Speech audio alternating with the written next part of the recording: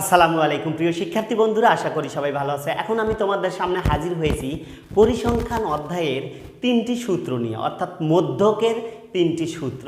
এই মধ্যকের সূত্রগুলো কখন কোথায় কোন সূত্রটি প্রয়োগ করতে হবে সেটি তোমাদেরকে আমি এখন দেখিয়ে দেব। দেখো, প্রথমেই আমি লিখব, যদি উপাত্তের সংখ্যা বিজোড় হয়, অর্থাৎ 5, 7, 3 বা 9 বা 11 এরম যদি উপাত্ত থাকে, 11টি বা 13টি, 9টি, তাহলে আমরা এই 1 নম্বর সূত্রটি প্রয়োগ করব। দেখো, মধ্যক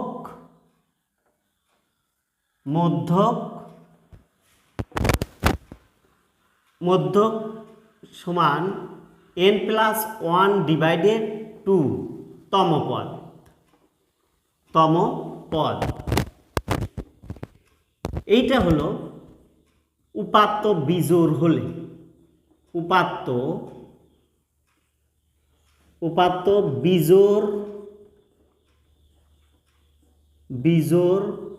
সংখ্যা হলে উপাত্ত যদি বিজোড় হয় তাহলে আমরা এই সূত্রটি প্রয়োগ করব।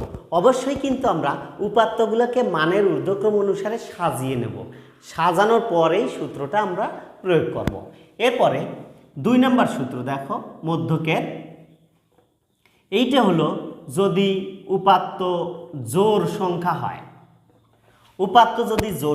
আমি আগেই বলেছি উপাত্তগুলোকে অবশ্যই আগে সাজিয়ে নিতে হবে মানের ঊর্ধ্বক্রম অনুসারে, ছোটোর থেকে বড়র দিক সাজিয়ে নিতে হবে। তারপরে আমরা এই সূত্রটা প্রয়োগ করে দেব। দেখো, n/2 তম পদ প্লাস n/2 প্লাস 1 তম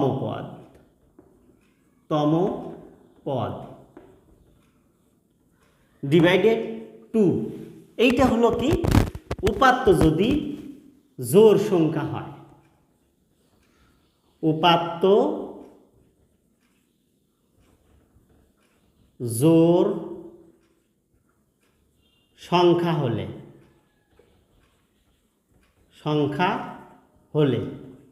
উপাত্ত যদি জোড় সংখ্যা হলে তাহলে মধ্যক নির্ণয়ের সূত্র কিন্তু এইটা। অর্থাৎ উপাত্তগুলো কি করব আমরা, জোড় বলতে 8টা বা 10টা বা 6টা বা 12টা বা 16টা এইরকম যদি জোড় হয় তাহলে আমরা দ্বিতীয় সূত্রটি প্রয়োগ করব। এইবার আমরা তৃতীয় সূত্র কখন প্রয়োগ করব? তৃতীয় সূত্র আমরা তখনই প্রয়োগ করব যখন সারণী থেকে আমাদেরকে মধ্যক বের করতে বলবে। একটা সারণী দেওয়া থাকবে বা সারণী তৈরি করে নেব আমরা, নেওয়ার পরে আমরা সেই সারণী থেকে যখন আমরা মধ্যক নির্ণয় করব তখন আমরা এই তৃতীয় সূত্রটি প্রয়োগ করব।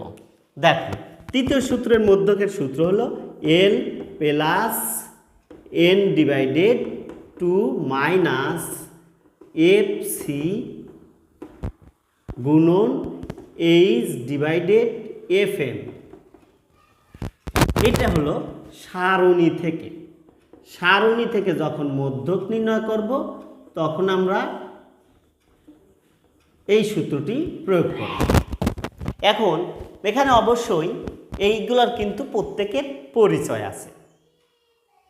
এলটা হলো মধ্যক শ্রেণীর নিম্ন সীমা, এল মধ্যক শ্রেণীর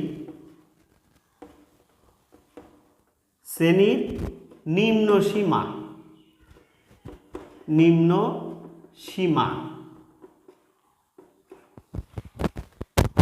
আর এন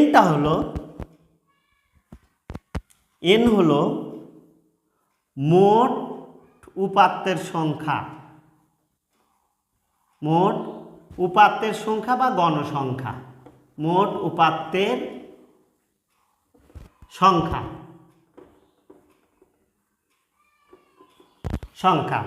আর FC, আমি কিন্তু এগুলো প্রত্যেকটার পরিচয় দিয়ে দিচ্ছি, এখানে যে প্রতীকগুলো অক্ষরগুলো আছে আমরা সেই পরিচয়টা দিয়ে দিচ্ছি।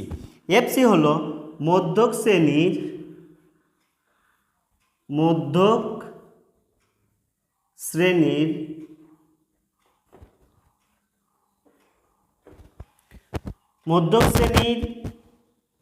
ক্রমযোজিত গণসংখ্যা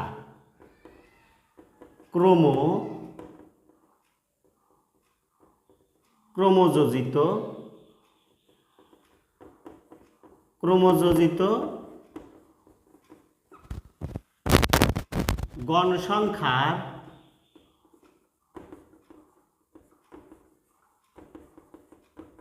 পূর্ববর্তী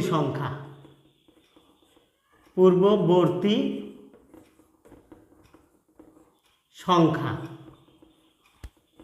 অর্থাৎ ক্রমযোজিত যে গণসংখ্যা আছে সেই গণসংখ্যাগুলোর মধ্যক যে শ্রেণী থাকবে তার উপরের ক্রমযোজিত গণসংখ্যাটাই হবে এফসি। এরপরে আছে আমাদের এইচ বা এফএম। প্রথমে আমরা এফএমটা দেই।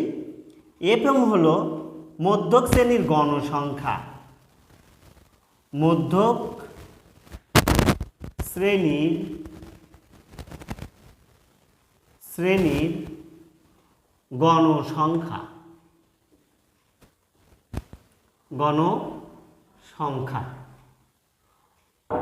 গণসংখ্যা এবং এইচটা হলো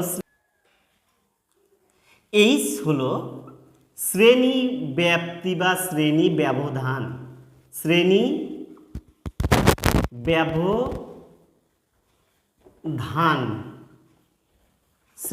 ব্যবধান বা শ্রেণী ব্যাপ্তি কিন্তু একই জিনিস। ঠিক আছে প্রিয় শিক্ষার্থী, আশা করি সূত্রগুলো বুঝেছো। আবার দেখা হবে পরবর্তী ক্লাসে। সবাই ভালো থেকো, সুস্থ থেকো। আল্লাহ হাফেজ।